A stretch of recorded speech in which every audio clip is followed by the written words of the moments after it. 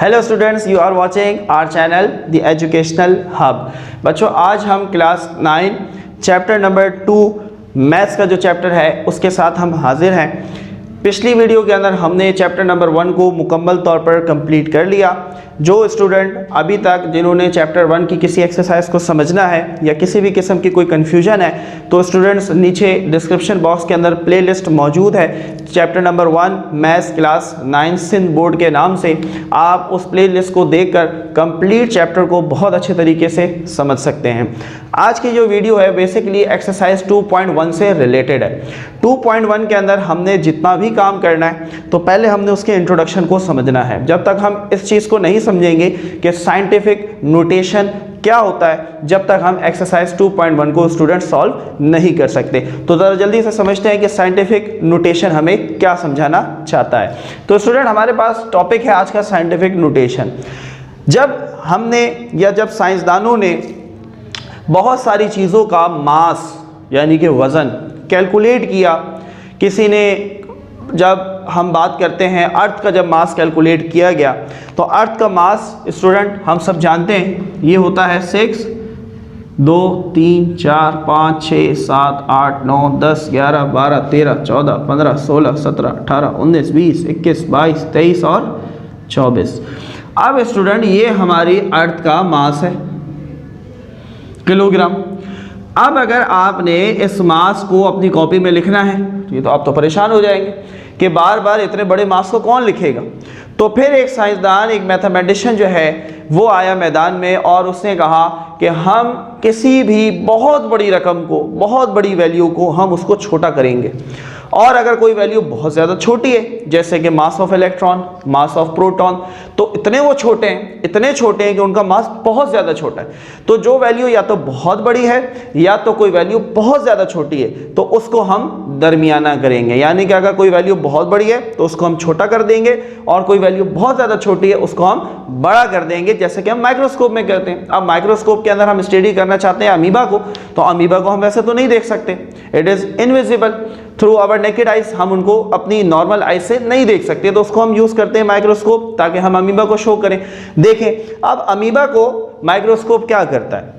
Amoeba बहुत छोटा organism है, सिंगल सेल लिविंग ऑर्गेनिज्म है। माइक्रोस्कोप उसको क्या करता है, बड़ा करके दिखाता है ताकि हम उसको देखने के काबिल हो जाएं। यही काम साइंटिफिक नोटेशन हमें सिखाना चाह रहा है, यही चीज़ सिखाना चाहता है कि अगर कोई वैल्यू बहुत छोटी है, बजाय इसके कि आप 0.0000 लिखते रहें, आप उसको नॉर्मलाइज करें ताकि आपका टाइम सेव हो, आपकी स्पेस सेव हो, तमाम चीज़ों को वो सेव करेगा। यही तरीका बताता है साइंटिफिक नोटेशन बहुत बड़ी वैल्यू के लिए। अब स्टूडेंट हम इसको छोटा कर लेते हैं तो ये कुछ ऐसा लिखा जाएगा 6 एक्सपोनेंट 24 किलोग्राम।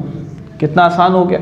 यही तो एहसान है साइंटिफिक नोटेशन का हमारे ऊपर कि साइंटिफिक नोटेशन कहता है कि इतनी बड़ी वैल्यू लिखने की क्या ज़रूरत है भाई, ऐसे लिख लो, ये भी तो सही लिखा हुआ है, ये दूसरा तरीका है इसको लिखने का।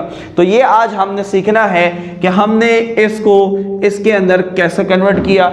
ये तो बहुत बड़ी वैल्यू थी तो हमने इसको छोटा कैसे बनाया, और जब कोई बहुत छोटी वैल्यू होती है तो हम उसको बड़ा कैसे बनाएंगे। तो चलें शुरू करते हैं। सबसे पहले हम बात करेंगे साइंटिफिक नोटेशन का रूल्स की शक्ल में समझाऊंगा ताकि आपको याद रहे। आपने अपने पास इसको राइट डाउन करना है, अपने पास लिखना है, ताकि जब भी आप साइंटिफिक नोटेशन को रिवाइज करने बैठे तो आप सिर्फ 3 से 4 रूल्स हैं उनको रिवाइज कर लेना है। तो रूल नंबर 1, तो रूल नंबर 1 स्टूडेंट हमारे पास है कि जो डेसिमल है,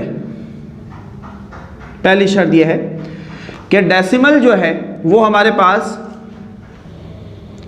डेसिमल नियरर टू 1 और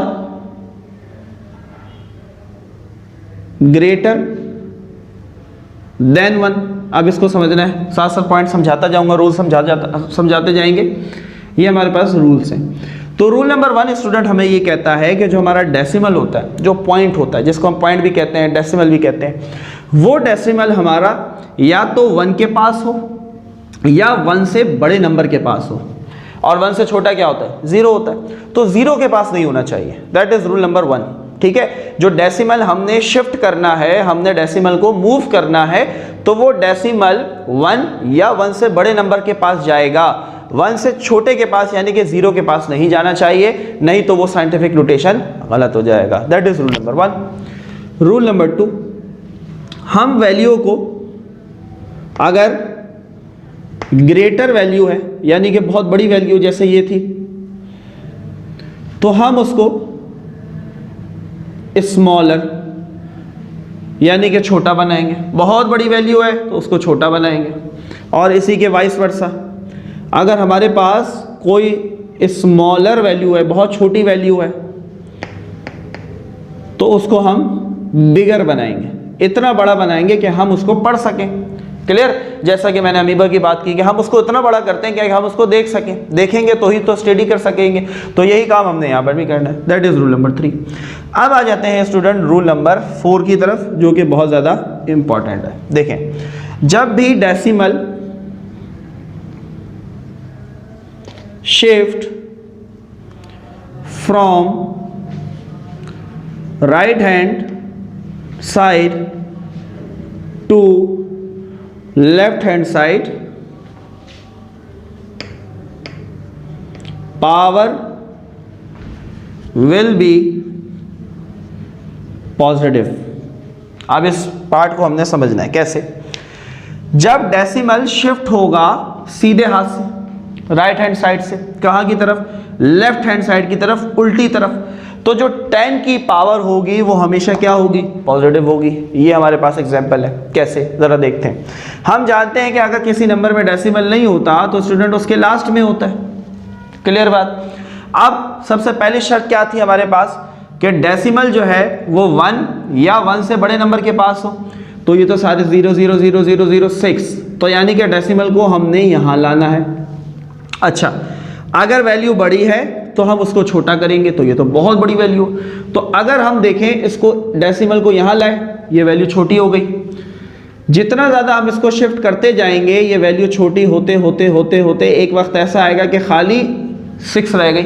कहाँ? ये 6 ट्रिलियन से बड़ी वैल्यू, और अब कहाँ खाली 6 रह गई। तो मैंने पॉइंट को यहाँ शिफ्ट किया, ठीक है, 6 पे ले आया और मल्टीप्लाई 10। ये जो मल्टीप्लाई बाय 10 है ये आपके पास कांस्टेंट रहेगा हर वैल्यू के साथ। आपने यही लगाना है, इनटू एक्सपोनेंट भी कहते हैं इसको हम, या हम इसको 10 भी कह सकते हैं, मल्टीप्लाई बाय 10। क्लियर? अब स्टूडेंट ये 24 कैसे है?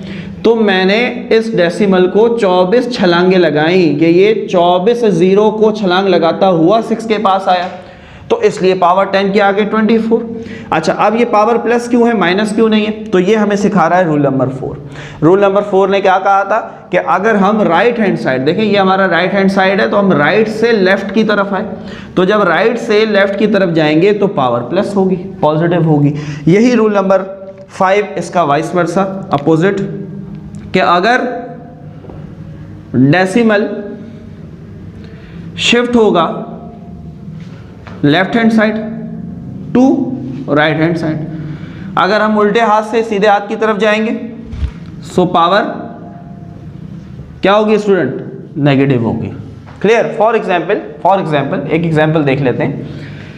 मेरे पास है 0.00264, ठीक है। अब ये स्टूडेंट वैल्यू बहुत ज़्यादा छोटी वैल्यू है। अब मैंने इसको बड़ा बनाना है, क्योंकि जब वैल्यू बहुत ज़्यादा छोटी होगी रूल नंबर 3 कहता है कि उसको थोड़ा सा बड़ा कर देंगे। तो रूल नंबर 1 हमें क्या कहता है कि डेसिमल 1 या 1 से बड़ी वैल्यू के पास हो। तो यहाँ से देखा मैंने तो ये रहा 2, यानी कि अगर मैं डेसिमल को 2 के पास ले आऊँ तो ये हमारा रूल नंबर 1 फॉलो हो जाएगा। अब यहाँ पर एक कंफ्यूजन आती है, बच्चे कहते हैं कि सर हम डेसिमल को 2 के पास क्यों लाए, हम 6 के पास भी लेके जा सकते थे। बिल्कुल लेके जा सकते थे, लेकिन हमने क्या करना है, वैल्यू को छोटा रखना है, देखें अगर पॉइंट यहाँ आएगा तो हम इसको 2.64 पढ़ेंगे, तो 2.64, अगर ये पॉइंट आगे चला जाएगा तो ये 26 बन जाएगा, तो वैल्यू बड़ी हो जाएगी। तो हमने यहाँ पर सिर्फ ये ख्याल रखना है कि 0 के बाद जो भी पहला डिजिट आएगा जो 1 हो या 1 से बड़ा हो, हम डेसिमल को वहाँ शिफ्ट कर देंगे। तो अब अगर मैं देखता हूँ तो इसने 1 2 3 4 छलांगे लगाई, तो अब मैंने यहाँ से लिखना 2.64, क्योंकि 2 से पहले जितने भी 0 हैं ये लिखने की कोई हमें फ़ायदा नहीं है। अगर 3 है, अब 3 से पहले जितने जीरो लगाता रहूँ 3 तो 3 रहेगा, उसकी वैल्यू में कोई फर्क नहीं आएगा। हाँ, अगर इसके पीछे जीरो लगाऊंगा तो वैल्यू में बहुत बड़ा फर्क आ जाएगा, 30 बन जाएगा, फिर 300, फिर 3000, फिर 30,000, तो वैल्यू बढ़ती जाएगी। तो अब स्टूडेंट ये जो जीरो थे ये हमने रिमूव कर दिए, मल्टीप्लाई बाय 10 ये तो फिक्स है, आपको मैंने बताया सबके साथ लगाना है। अब हमने यहाँ पर देखा कि हमने लेफ्ट हैंड साइड उल्टे हाथ से सीधे हाथ की तरफ गए और कितनी छलांगे लगाई, 1 2 3 और 4, तो पावर क्या हुई -4। ठीक है स्टूडेंट, तो that was the concept of scientific notation, जिसके अंदर हमने ये पढ़ा कि साइंटिफिक नोटेशन हमें हेल्प करती है बहुत बड़ी वैल्यू को छोटा करने के लिए और बहुत छोटी वैल्यू को थोड़ा सा बड़ा करने के लिए, जो कि हमारे पढ़ने के काबिल हो जाए, जो कि इस काबिल हो जाए कि हम उसको आराम से लिख सकें और समझ सकें। तो आज की वीडियो को स्टूडेंट यहीं पर हम ख़त्म करते हैं, जिसके अंदर आज हमने कंप्लीटली कॉन्सेप्ट डिस्कस किया साइंटिफिक नोटेशन का। इंशाल्लाह इसी वीडियो की बेस के ऊपर बहुत सारे स्टूडेंट शायद खुद से अब एक्सरसाइज 2.1 को सॉल्व करना शुरू कर देंगे। अगली वीडियो के अंदर हम एक्सरसाइज 2.1 को सॉल्व करेंगे, और अगर आपने इस लेक्चर को बहुत अच्छे से समझ लिया है, रूल्स को अच्छी तरीके से याद कर लिया है, तो एक्सरसाइज 2.1 आपके लिए बहुत आसान होने वाली है। तो मिलते हैं आपसे अगली वीडियो के अंदर, जब तक के लिए अल्लाह हाफिज।